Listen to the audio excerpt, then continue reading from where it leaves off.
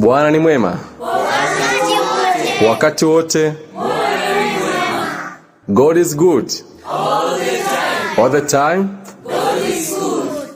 Tunayo kila sababu ya kumshukuru na kumtukuza Mungu wetu kwa ulinzi wake kwetu.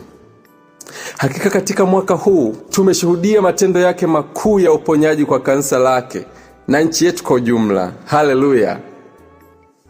Je, ni nani kama si Bwana aliyekuwa pamoja nasi? Neno lake Mungu linasema katika kitabu cha Zaburi 116 mstari wa 12.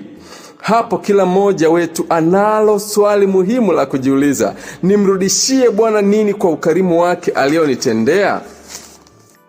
Samahani mchungaji, ninalo jambo la kumshukuru Mungu katika makambi ya mwaka huu.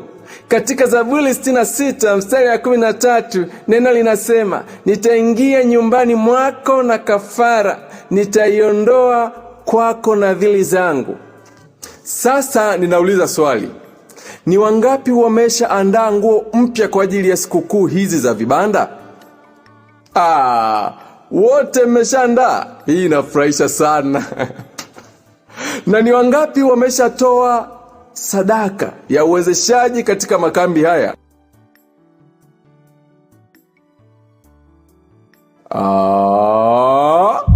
Hapa kwenye sadaka naona bado kuna shida.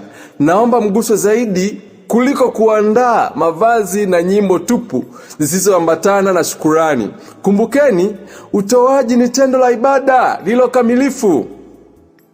Nawatakia maandalizi mema ya makambi. Asanteni.